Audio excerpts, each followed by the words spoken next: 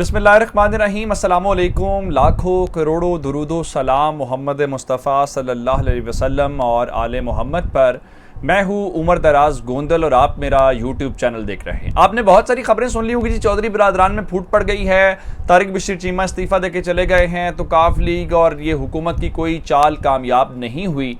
मैं आपको चौधरी बिरादरान के हवाले से, उनके घर के हवाले से खबर दूंगा कि उनके घर वाले क्या कह रहे हैं, मीडिया क्या खबरें चला रहा है, इस वक्त असल हकीकत है क्या, और मीडिया इस सारी कहानी को रंग क्या देना चाहता है या उनकी ख्वाहिशात क्या हैं, और असल बात क्या है और मीडिया चाहता क्या है, जो चाहना है उसको खबर बनाया जा रहा है। पहले नंबर के ऊपर ये बात करेंगे। दूसरे नंबर के ऊपर चल के MKM के हवाले से इस वक्त मुलाकात पार्लियामेंट लॉजेस के अंदर गवर्नमेंट और अपोजिशन का जो वफ्द, बल्कि अपोजिशन तो इसमें है ही नहीं, गवर्नमेंट और गवर्नमेंट के इत्तेहादियों की मुलाकात जारी है।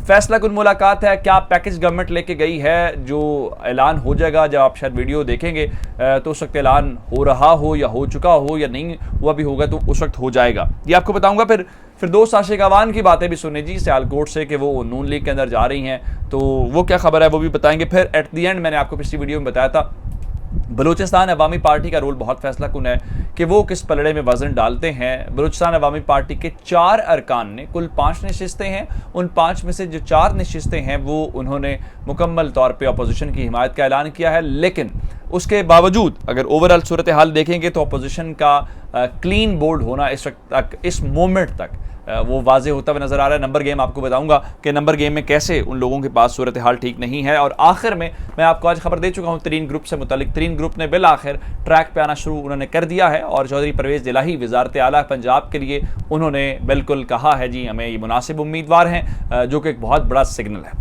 ये डिटेल्स आपके सामने रखूंगा, लेकिन अगर आपने अभी तक चैनल सब्सक्राइब नहीं किया और आप चाहते हैं कि आपको मुस्तनद और बर वक्त खबरें मिलती रहें तो हमारा चैनल सब्सक्राइब कर लीजिए, बेल आइकन के ऊपर क्लिक कर लीजिए ताकि हमारी आइंदा आने वाली वीडियोस बर वक्त आप तक पहुंच रहे। चौधरी बिरादरान में फूट पड़ गई जी, चौधरी बिरादरान तकसीम हो गए हैं। ये चौधरी परवेज़ इलाही का ज़ाती फैसला है और चौधरी परवेज़ इलाही का फैसला सिर्फ इसलिए है, वो चाहते ये हैं कि उनके बेटे चौधरी मोनिस इलाही के ऊपर जो मुकदमात बने हुए हैं उन मुकदमात से छुटकारा मिल जाए। तो इस NRO की बुनियाद के ऊपर वो इमरान खान के साथ खड़े हो गए हैं। चौधरी शुजात हुसैन के से कोई ताल्लुक नहीं है। तारिक बशीर चीमा ने ज़मीर की बुनियाद के ऊपर फैसला कर लिया। ये वो सारे का सारा नैरेटिव है जो इस टाइम बिल्ड किया जा रहा है, जो मीडिया में बेचा जा रहा है, जो ट्विटर के जरिए तहरीक इंसाफ के कारकुनान को या ओवरऑल लोगों को डीमोरलाइज करने के लिए ये सारी चीज़ें की जा रही है। मैं आपको हकीकत की मबनी ये खबर देना चाहता हूँ कि चौधरी बिरादरान के घर से चौधरी शुजात के बेटे चौधरी सालिक हुसैन जो खुद कौमी असम्बली के मेंबर हैं, उन्होंने इन तमाम खबरों के ऊपर कहा है इनका झूठ के अलावा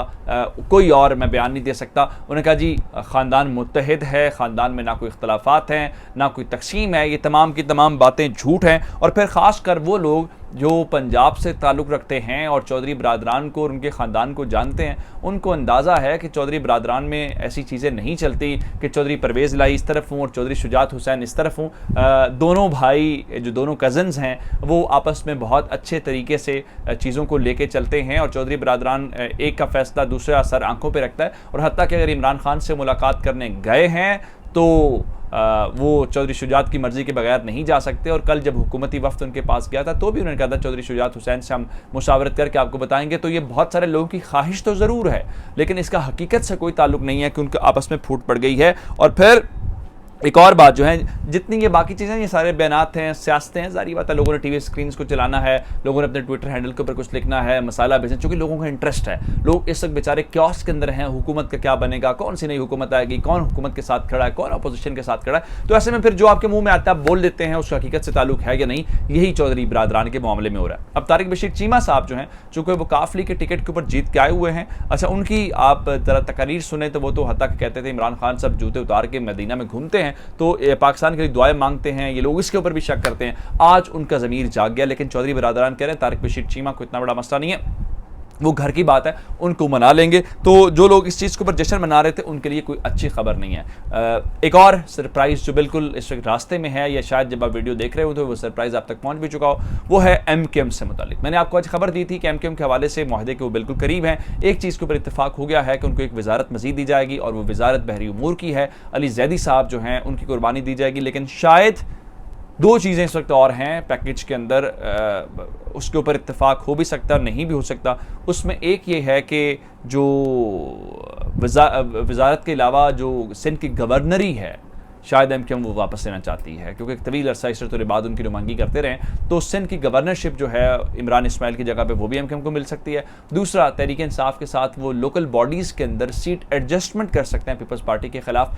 तो इस सिलसिले में मैंने आपको बताया था, वो कहते हैं जी हम ज़्यादा कंफर्टेबल हैं, हमारे साथ जो तहरीक इंसाफ ने किया है, वो जरदारी साहब ने या नून लीग ने उनके साथ कभी वादे पूरे नहीं किए, और फिर जरदारी साहब के ऊपर अगर वो जाएंगे तो उनका अपना वोटर बहुत इस वक्त वहाँ पर सिंध के जो मसाइल हैं, फिर वो क्या बेचेंगे कि ये जो कराची के मसाइल हैं तहरीक इंसाफ की वजह से वो सिंध की वजह से है। अगर आप सिंध हुकूमत की गोद में बैठेंगे, सिंध हुकूमत के साथ जाएंगे, तो फिर आपका अपना वोटर मायूस हो जाएगा। तो इसलिए उनके लिए ज़रूरी ये है कि वो हुकूमत के साथ खड़े हों, और हुकूमत को इस बात का अंदाज़ा है, इसलिए वो इस चीज़ के ऊपर जो है अभी तक एमकेएम को आज मनाने की कोशिश कर रहे हैं। और वफ्द की मुलाकात जारी थी जब मैं आखिरी बार चेक किया। अब आते हैं इस बात के ऊपर तरीन ग्रुप। मैंने आपको तरीन ग्रुप के हवाले से कहा था कि दोस्ती बिल्कुल पुरानी जाग गई है, और जहांगीर तरीन जो है वो वापस आ गए हैं, वो हुकूमत की हिमायत भी करेंगे और सारा कुछ मामला तय हो जाएंगे, ऐलान भी हो जाएगा। तो चौधरी परवेज़ इलाही को लेके तरीन ग्रुप का बयान आ गया है। वो ये कह रहे हैं कि जी मुनासिब उम्मीदवार हैं, बिल्कुल ठीक है, और अब फैसला जो है वो जहांगीर खान तरीन ने करना है। चूँकि मैंने आपको बताया था कि माइनस बुज़दार उनका एक मुतालबा था, माइनस बुज़दार हो गया।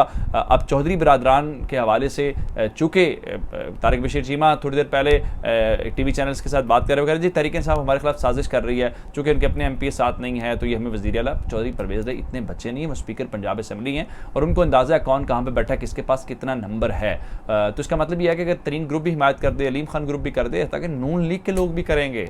नून लीग के कल शायद कुछ लोग जो हैं वो वज़ीर आज़म के साथ मुलाकात भी करें।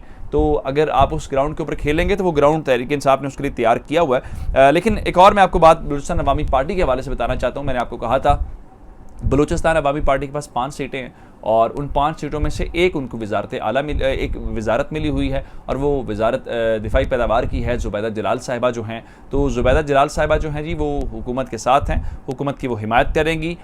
लेकिन असलम भूतानी साहब जो हैं उनके मुतालिक खबरें ये हैं, वो अभी तक फैसला नहीं कर पाए, चूँकि वो कहते हैं जी मेरी जरदारी साहब से एक करीबी दोस्ती है, एक ज़ाती ताल्लुक़ है, मैं उनको नाराज़ नहीं करना चाहता। लेकिन उसके बावजूद जो है अगर तारिक बशीर चीमा चले गए तो ज़ुबैदा जलाल स्टे कर रही हैं, तो 1+1- वाली सूरत हाल है। वो कोई इतनी गवर्नमेंट को उसमें परेशानी नहीं है। लेकिन इस वक्त जो नंबर गेम है वो ओवरऑल गवर्नमेंट के इस मोमेंट तक, अगर तहरीक इंसाफ को चूँकि तहरीक अदम एतमाद में अपोजिशन ने नंबर पूरा करना है, तो 172 नंबर पूरा नहीं होता, क्योंकि मुनहरिफ अरकान भी वापस आ गए और एमकेएम भी आ जाए, काफ लीग भी आ जाए। तो इसका मतलब फिर ये होगा बलूचिस्तान अवामी पार्टी से अगर ज़ुबैदा जलाल साहिबा यहाँ पे होती हैं, तो इस तरह से गेम ओवरऑल इमरान खान के हक़ में, उसको इस मोमेंट तक प्रॉब्लम नहीं। अगले लम्हे कुछ चीज़ चेंज होती है तो वो एक अलग बात होगी। लेकिन दूसरी जाने फिरदौस आशिक अवान साहिबा सेंटर में भी चूँकि वो रहीं जी मुशीर इत्तलात, पंजाब के अंदर भी रहीं, तो उनके हवाले से कहा गया कि वो नून लीग में इंटरेस्टेड हैं, और उन्होंने एक गुलकार के ज़रिए जो है नून लीग की आला क़यादत तक पैगाम पहुंचाया जी वो इंटरेस्टेड हैं, नून लीग को ज्वाइन करना चाहते हैं। लेकिन आज सारा दिन खबरें चलने के बाद बिल आखिर फिरदौस आशिक अवान ने अपने वेरीफाइड अकाउंट के ज़रिए ये बताया है कि ये खबरें झूठ हैं, मन घड़त हैं, इसकी वो तरदीद करती हैं, वो नून लीग के अंदर जाने में इंटरेस्टेड नहीं हैं। तो इसका मतलब ये है कि कल के जलसे के बाद और बहुत कुछ आने के बाद जो है चीज़ें, हवाएँ, अदाएँ और बहुत कुछ तब्दील हो गया है, और तहरीक इंसाफ ने मैच को कम अज़ कम 50-50 पे ले आए हैं।